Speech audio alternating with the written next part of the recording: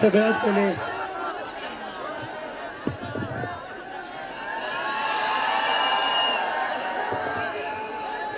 पहिले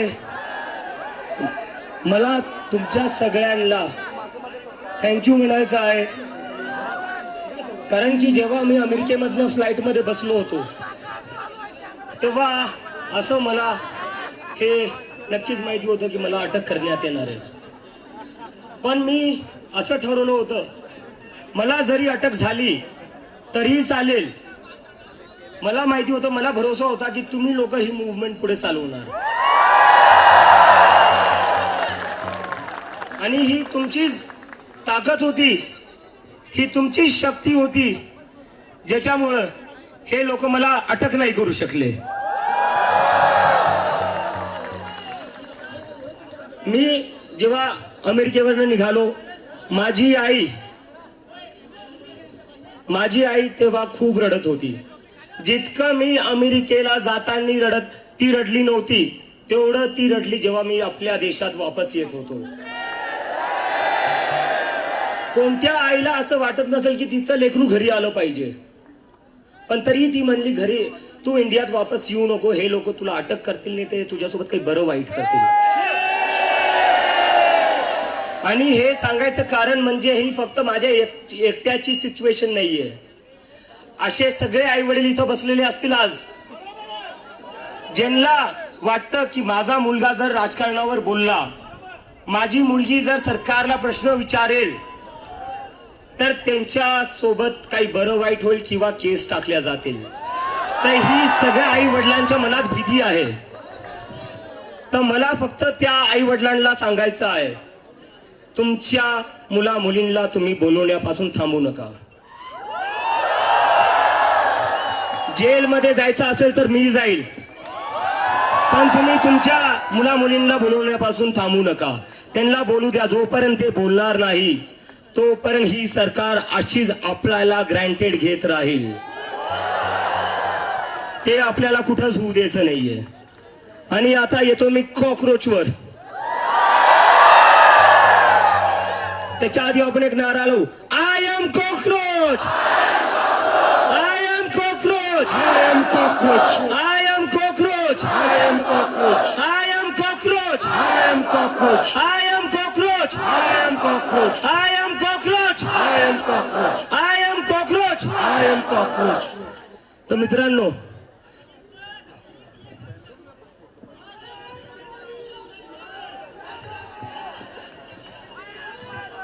करू ते पण करू. आता कॉकरोच जनता पार्टी, जेव्हा मी हे सुरू केलं, हे मजाकमध्ये सुरू झालं होतं, पण हा तुमचा असंतोष होता, हा तुमचा राग होता या सरकाराविरोधात, ज्यांनी या मजाकाला एक सिरियस मूव्हमेंट बनवून टाकलेलं आहे. So thanks to all of you for that. आणि मला जेव्हा हे सुरू झालं तेव्हा बरेचसे लोक मला इंटरव्ह्यूमध्ये विचारत होते, असतील 10 मिलियन, असतील 20 मिलियन, पण हे सगळं सोशल मीडियावर आहे, जमिनीवर कोणीही येणार नाही.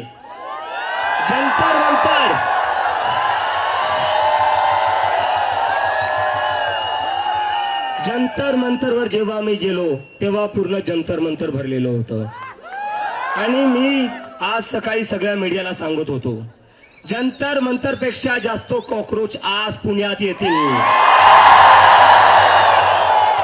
आणि पुण्याने ते करून दाखवले. जंतर मंतर पेक्षा मोठी सभा आज आपली झालेली आहे. आणि काय हे लोक, जेव्हापासून ही मूव्हमेंट सुरू झालेली आहे, काय मागतोय आम्ही फक्त राजीनामा मागतोय. कशासाठी मागतोय? नीटचे 22 लाख स्टुडंट, सीबीएसईचे 17 लाख स्टुडंट, सीयूईटीचे 16 लाख स्टुडंट, एसएससी जीडीचे 40 लाख स्टुडंट, असे 1 करोड पेक्षा जास्त स्टुडंट आहे ज्यांच्यासोबत असे 1 करोड पेक्षा जास्त स्टुडंट्स आहेत ज्यांच्यासोबत अन्याय झालेला आहे. आणि तरीही कोणी जिम्मेदारी घ्यायला तयार नाहीये, तरीही कोणी राजीनामा द्यायला तयार नाहीये.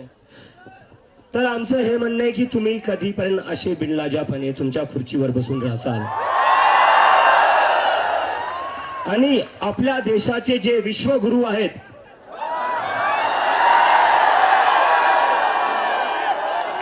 जे महामानव आहेत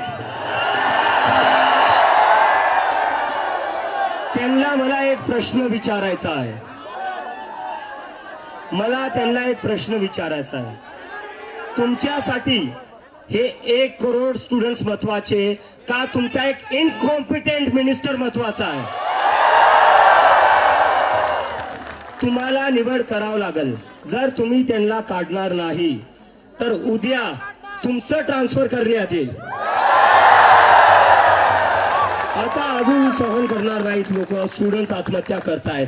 मी तरी आज इथं उभा आहे, तुम्ही सगळे इथं बसलेले आहेत, पण त्या आई वडिलांचं काय ज्यांच्या लेकरांनी आत्महत्या केलेली आहे? तुम्हाला आणि मला बरेचसे लोक म्हणतात की जेनझी आंदोलन करतोय, जेनझी आंदोलन करतोय. शिक्षा मंत्री कैसा हो, शिक्षा मंत्री कैसा हो, शिक्षा मंत्री कैसा हो.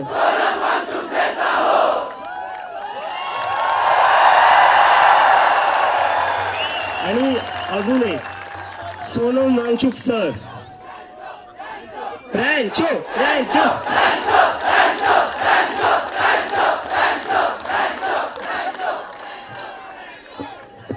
सोनम वांगचुक सर हे या देशातले सगळ्यात मोठे एज्युकेशनिस्ट आहे. अशा माणसाला शिक्षा मंत्री करण्याच्या जागी यांनी जेलमध्ये टाकलेलं होतं. आज मी बातमी वाचली आहे, जे जंतर मंतरवर एक टीचर आली होती आमच्या मुवमेंटला सपोर्ट करायला, तिलाही सस्पेंड करण्यात आलेले आहे. मला हे कळत नाहीये, यांना जेलमध्ये टाकण्याजागी, मला जेलमध्ये टाकण्याजागी किंवा त्या टीचरला सस्पेंड करण्याजागी तुम्ही तुमचं काम नीट का नाही करत? तुम्ही पेपर लीक का नाही थांबवत? तुम्ही राजीनामे का नाही घेत? जर तुम्ही राजीनामे घेतले असते तर मला अमेरिकेवरनं इथं यायची गरज पडली नसती. जर तुम्ही धर्मेंद्र प्रधानचा राजीनामा घेतला असता तर इतक्या सगळ्या स्टुडंट्सला आज इथं रस्त्यावर बसावं नसतं लागलं. तर तुम्ही काय चालवलेले या देशात हा तुम्हाला विचार करावा लागेल. आणि आता मी तुमच्या सगळ्यांना एक रिक्वेस्ट करतो.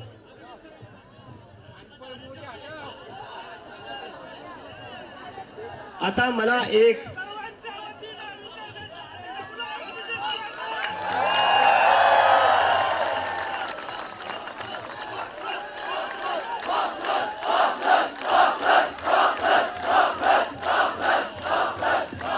और ये लद्दाख के तरफ से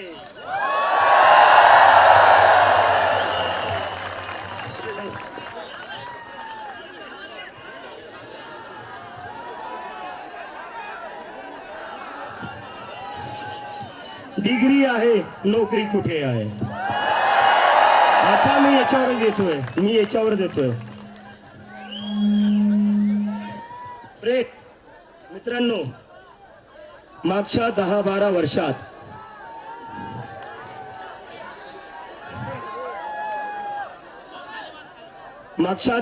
वर्षात आपल्या देशात जे राजकारण चालू आहे, जी पॉलिटिक्स चालू आहे, त्याच्यामुळं आपलं काय नुकसान होते हे आज आपल्याला समजते.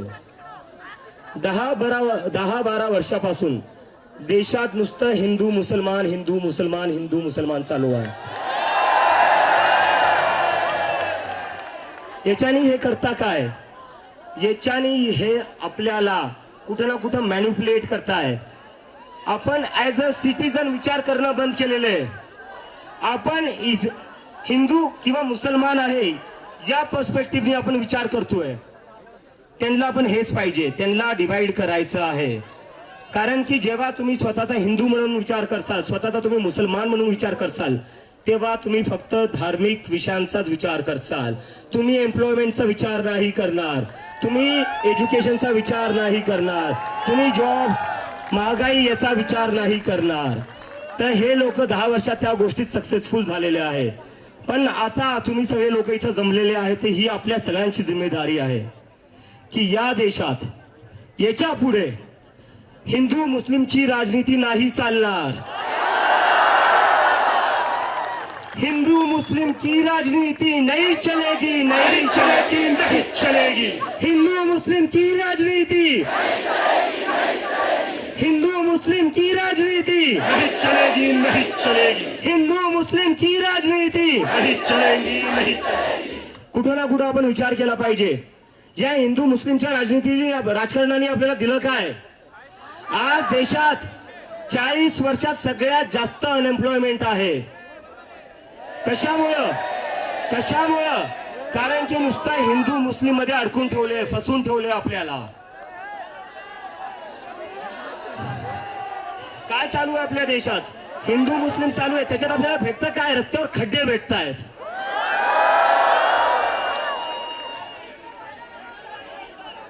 हिंदू मुस्लिमच्या राजनीतीमध्ये आपल्याला भेटतं काय?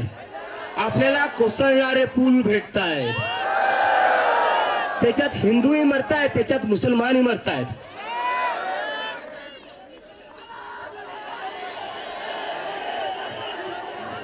सगळं जग AI मध्ये पुढे चाललंय, सेमी कंडक्टर मध्ये पुढे चाललंय, क्लीन एनर्जी मध्ये पुढे चाललंय. आणि आपण काय करतोय? हिंदू मुस्लिम धार्मिक ध्रुवीकरण,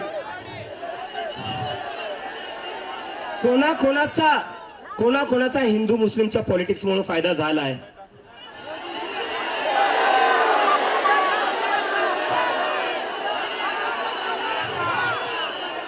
रंगा बिरला. तर फक्त आता इथं घोषणा देऊन चालणार नाही. मला तुमच्या सगळ्यांकडून कमिटमेंट पाहिजे. यानंतर कोणीही हिंदू मुस्लिमच्या पॉलिटिक्स मध्ये अजिबात एंगेज करणार नाही.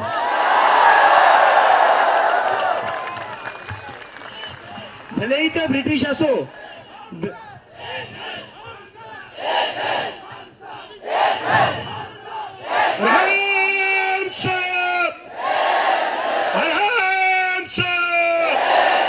हिंदू मुस्लिम नहीं चलेगा,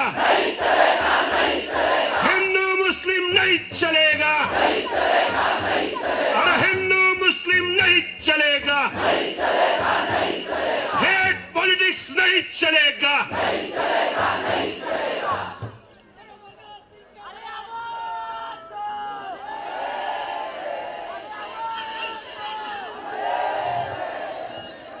आता मी येतोय का?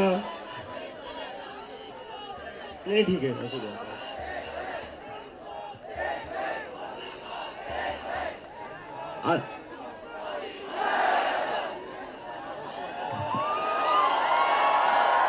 जंतर मंतरला आम्ही जेव्हा प्रदर्शन केले तेव्हा आम्ही सांगितलं होतं, धर्मेंद्र प्रधानजी रिक्वेस्ट करतोय, विनंती करतोय, राजीनामा द्या. जर तुम्ही राजीनामा नाही दिला तर पुण्यातले आज एवढे जिथं लोक बसलेले ते सगळे दिल्लीला 20 तारखेला येतील.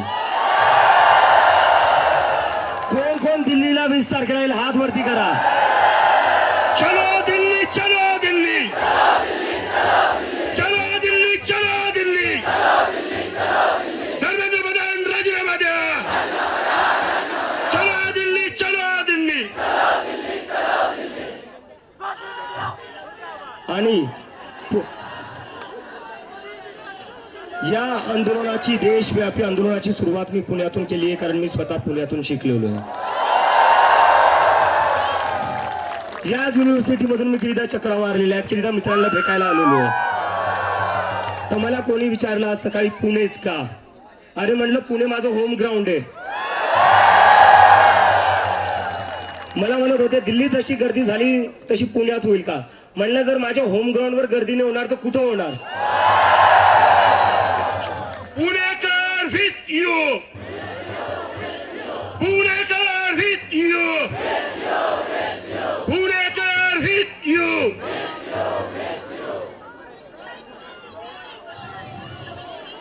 आता पुण्यातून मी जाणार आहे लखनौला, तिथून मी जाणार आहे लखनौ नंतर अमृतसरला, जयपूर, बँगलोर, जिथं जिथं गरज पडेल मी तिथं जाईल.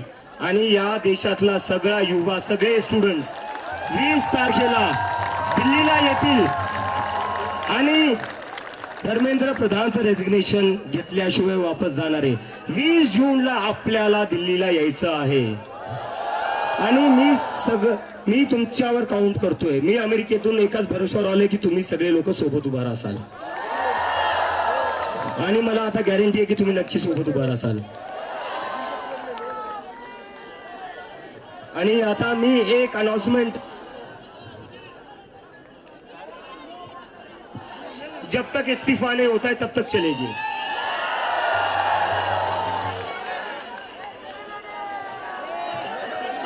एक मिनट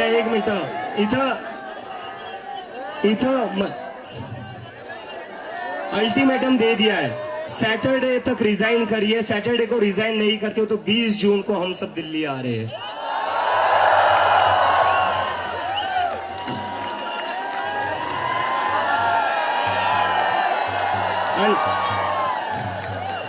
जरा लक्ष द्या महत्वाचं चाललंय.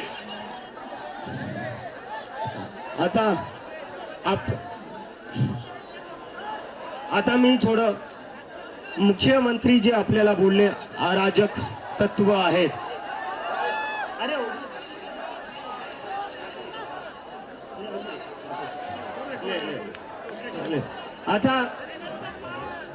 आता आपल्याला मी जेव्हा जंतर मंतरवर निघालो एअरपोर्टवरनं बाबासाहेब आंबेडकरांचं असंच एक पुस्तक घेऊन, त्याच्यावर मुख्यमंत्री साहेब बोलले अराजक तत्व.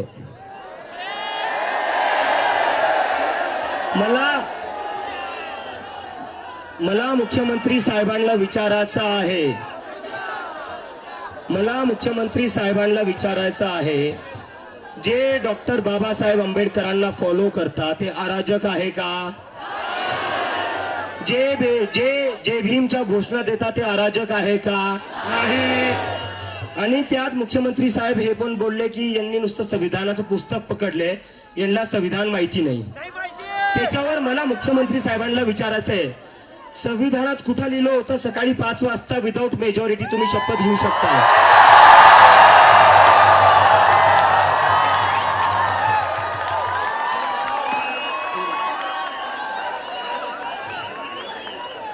तर मुख्यमंत्री साहेब, आम्ही जय भीमचे नारे देऊ.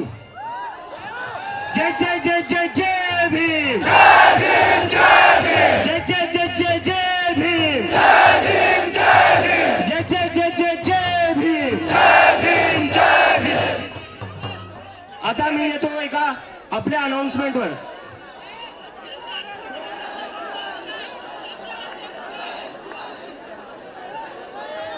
दादा प्लीज. आता मी येतो आपल्या महत्वाच्या अनाउन्समेंटवर. काल मी बऱ्याचशा स्टुडंट्सला भेटलो, MPSCच्या स्टुडंट्सला भेटलो. त्यांच्याही खूप तक्रारी आहे या सरकारपासून. त्याच्यावर आम्ही एक 5 पॉइंट अजेंडा, 5 डिमांड ज्या आमचा एक्झाम मॅनिफेस्टो असणार आहे, त्याच्यात आता मी तुम्हाला वाचून दाखवतो त्या डिमांड्स काय असणार आहे. पेपर लीक जेव्हा होईल तेव्हा प्रत्येक स्टुडंटला 10,000 देण्यात यावे. जर एखादी परीक्षा ऐन वेळी कॅन्सल झाली, लीक झाली किंवा पुढे ढकलली गेली तर विद्यार्थ्यांचा ट्रेन, बस, राहण्याचा खर्च आणि मानसिक त्रासाची भरपाई म्हणून सरकारने प्रत्येक विद्यार्थ्याला ताबडतोब 10,000 दिले पाहिजेत.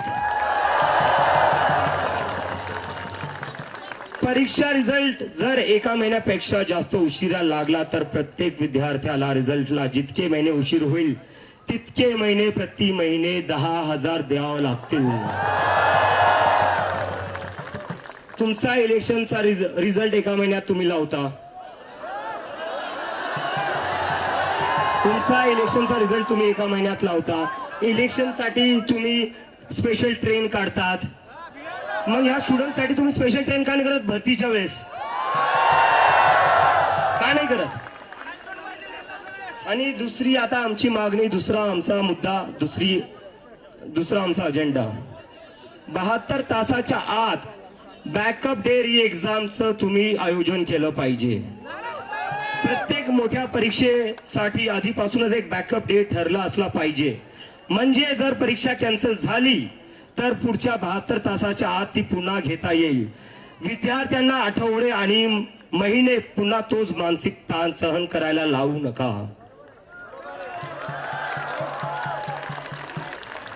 तिसरा आमचा मुद्दा हे जे OSM चालू आहे, ऑनलाईन चेकिंग. स्टुडंट्स आपल्या हाताने पेपर लिहित आहेत, चेक कसे होत आहेत, स्कॅन करून फोटो काढून. कसं काय होणार आहे ते? तर जर पेपर स्टुडंट्स हाताने लिहित आहेत तर ते पण तुम्हाला फिजिकली चेक करावं लागतील. ते ऑनलाईन चेक करून चालणार नाही. याच्यामुळे जी धांदली झाली आहे, जे CBSE मध्ये धांदली झाली ती थांबली पाहिजे. आणि आता अजून एक मुद्दा आमचा, लेट होणाऱ्या परीक्षांसाठी वय मर्यादेत सवलत. जर तुम्ही परीक्षा लेट घेताय, तुमच्या परीक्षांचे निकाल लवकर नाही लागत आहे, त्याच्यासाठी कोणत्याही स्टुडंटचा एज लिमिटमुळे त्याच्या ऑपॉर्च्युनिटीज गेल्या नाही पाहिजे. हे तुमचं फेलियर आहे, स्टुडंटचं नाही.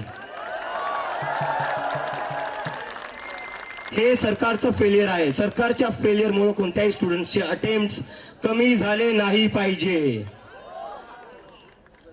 आणि दुसरी आता आमची शेवटची एक जी मागणी आहे, परीक्षेच्या 7 दिवसाआधी कम्प्युटर टेस्टचं ऑडिट झालं पाहिजे. कोणाला तुम्ही टेंडर देतायत, जसं एका इंडिपेंडेंट बॉडीने ऑडिट केलं पाहिजे. हे नाही की मंत्र्या संत्र्यांच्या मित्रांना किंवा नातेवाईकांना तुम्ही टेंडर देऊन टाकसाल, हे चालणार नाही. तर ह्या आमच्या 5 मोठ्या डिमांड आहे. आणि आता माझा एक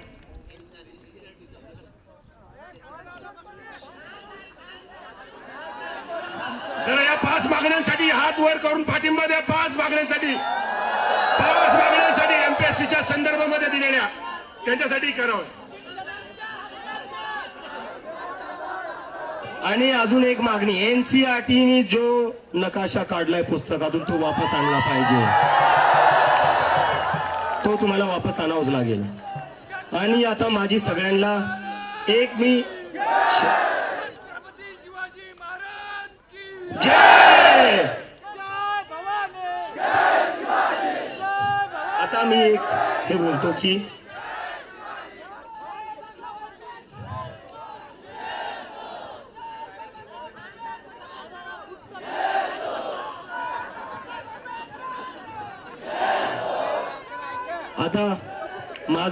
आता मी थोडं मला एका खूपच सिरियस इश्यूवर बोलायचं आहे.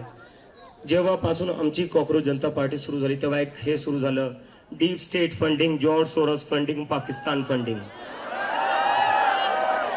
ठीक आहे, मानून घेतो एखाद्या वेळेस जे तुम्ही खोटं बोलताय. त्या वेदांचं काय, जो 17 वर्षाचा CBSEचा पोरगा आहे, त्यालाही तुम्ही पाकिस्तानी बोललेले आहेत. तुम्हाला लाज वाटते? तुम्ही तुमच्या देशाच्या स्टुडंट्सला पाकिस्तानी बोलतायत. तुम्ही मला पाकिस्तानी बोलताय, तुम्ही CBSEच्या स्टुडंट्सला पाकिस्तानी बोलताय. जे पत्रकार तुम्हाला प्रश्न विचारतात तुम्ही त्यांना पाकिस्तानी बोलता. जो विरोधी पक्ष अपोजिशन लढतोय तुम्ही त्याला पाकिस्तानी बोलता. ते इंडियन आहे कोण? भाजपचा IT सेल.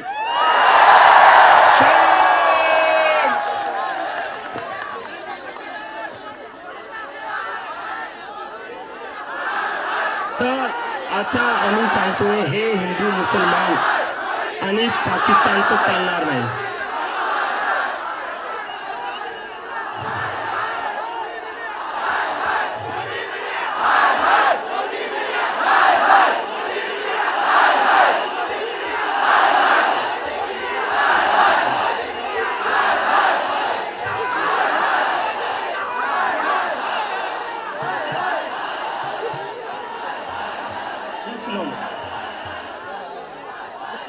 सोनम वांगचुक सरांना पण जेव्हा यांनी महिने जेलमध्ये टाकलं होतं, काय म्हणून टाकलं होतं? अँटी नॅशनल आणि पाकिस्तानी म्हणून जेलमध्ये टाकलं होतं. मी एक म्हणतो, मग ठीक आहे, मला जेलमध्ये टाका. इथं जेवढे मुलं मुली बसले सगळ्यांना जेलमध्ये टाका, पण धर्मेंद्र प्रधानचा राजीनामा द्या. आम्ही सगळे जेलमध्ये जायला तयार आहे, पण धर्मेंद्र प्रधानचा राजीनामा द्या.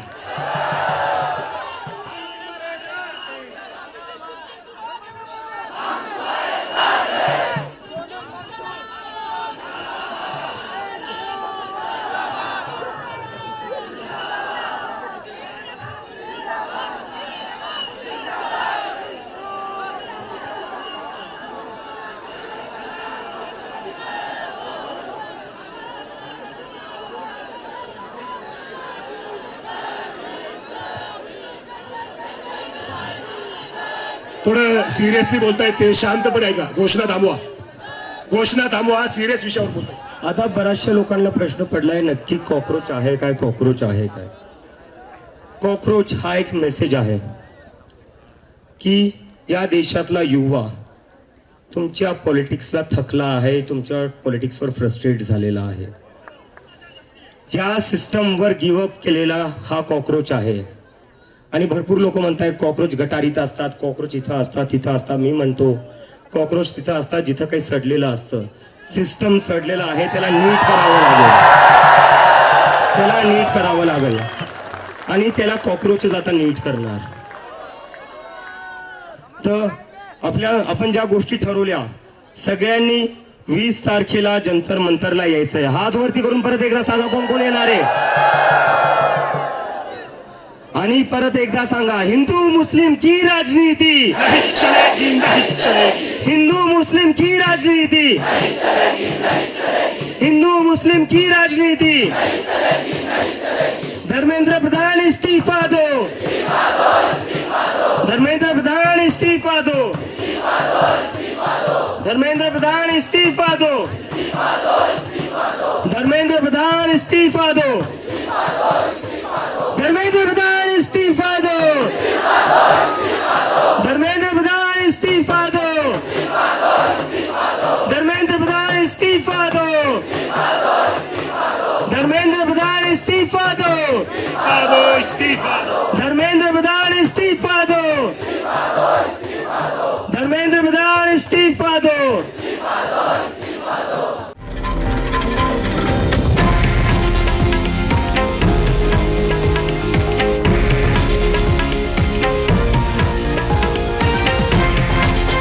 हे आहे देशातील नंबर 1 न्यूज नेटवर्क आणि आपण पाहत आहात TV9 मराठी, एकमेव.